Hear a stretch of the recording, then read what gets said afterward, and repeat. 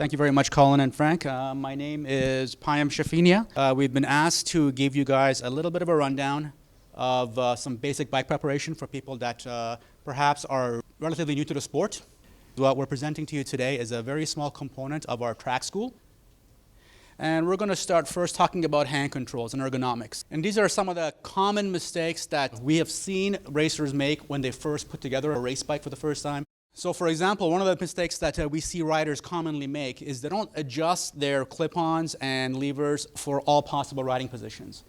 We recommend that you get on the motorcycle in the pits, you loosen everything, all the clip-ons and levers, and try to emulate every position that you see yourself doing on the racetrack, whether it's a complete tuck, whether it's a Pulsar lean, whether it's arms locked and you're braking. So make sure that you can reach every control on the motorcycle in every conceivable riding position. Brake interference checks are very important. So when you do set your motorcycle up, lift the front wheel off the ground with a stand if you can and do a full lock-to-lock test. Make sure nothing interferes, make sure nothing changes. Occasionally you'll see a brake lever or a clutch lever touch the fairing bracket, for example. So make sure that there's completely nothing interfering with anything else. Hand controls. One of the common mistakes that we see, people really like to put their brake lever as far out as possible, thinking they get a ton of leverage and it must be better because they have so much more travel.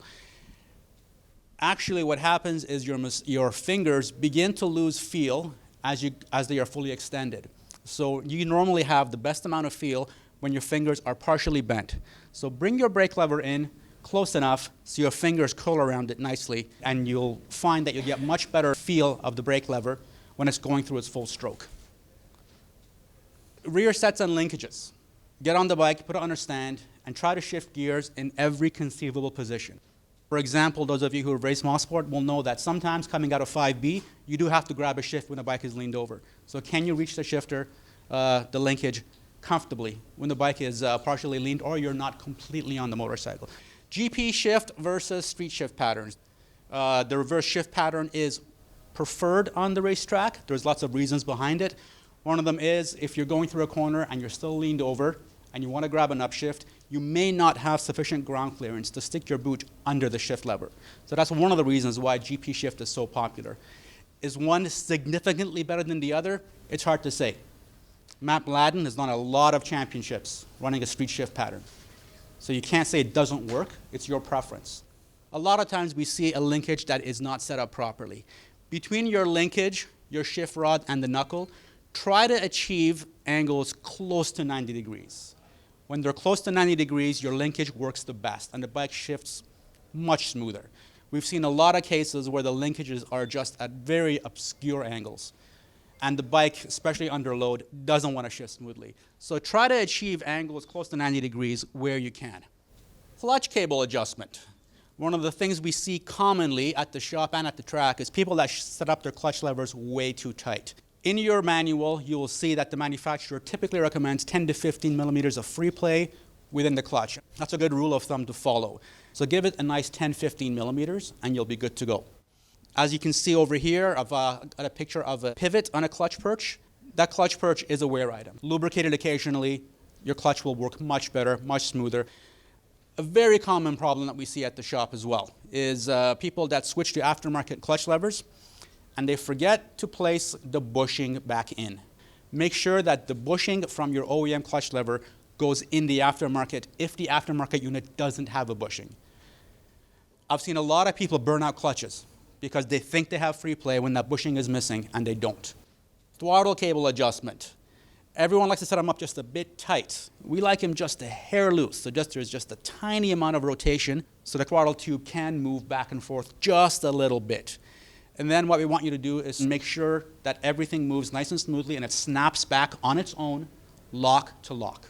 Those of you who may be able to get an aftermarket throttle kit for your motorcycle, we notice that a lot of people like to go with the shortest throw throttle, thinking that's the biggest ticket to going fast. The problem with that is the shorter the throw of your throttle, the harder it is for you to modulate the throttle as you're riding.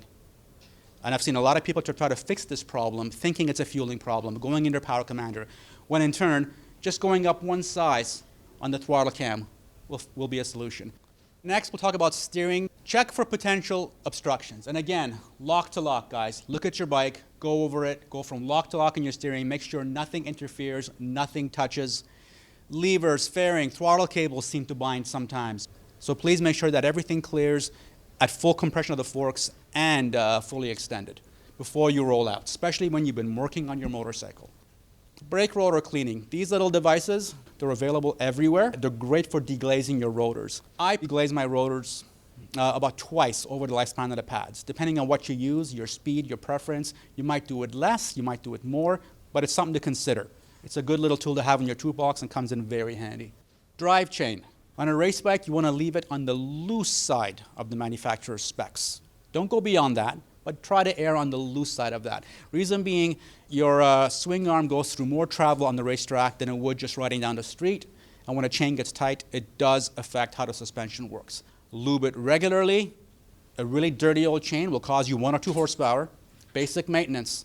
It will make your bike go faster.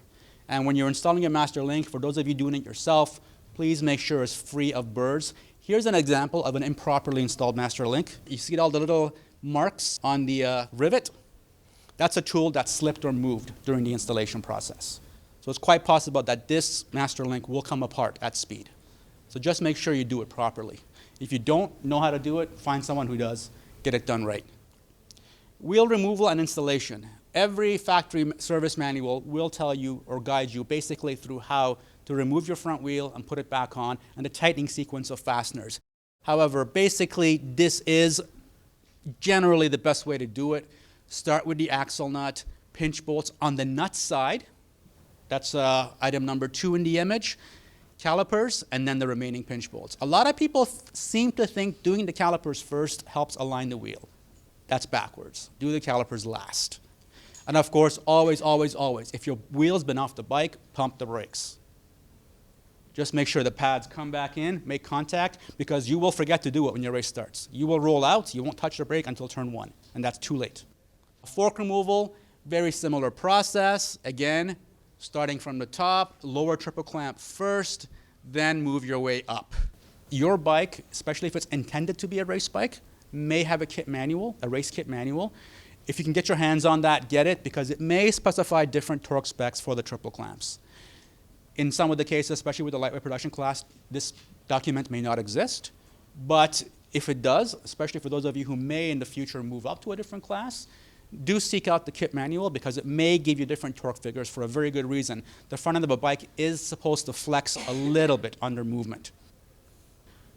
Wheel removal and installation again with the rear wheel. Make sure you clean and lubricate your axle every time, and that goes for the front wheel as well. In a race weekend, you put down your axle, it picks up some grit, picks up something abrasive, you slide it back in, you're in a rush, you cut your seal, or worse, you get a piece of sand or debris in the threads, and when you go to torque your axle nut in place, you damage the threads. I've done that personally. That's how I know. So I make sure that my axle stays off the ground, it's clean, and before it goes in the bike, I give it a shot of brake cleaner, a tiny dab of grease, and in it goes. If you see in the lower image, where possible on your rear brake, you are free to bevel the brake pad to make rear wheel changes a little bit smoother, a little bit faster.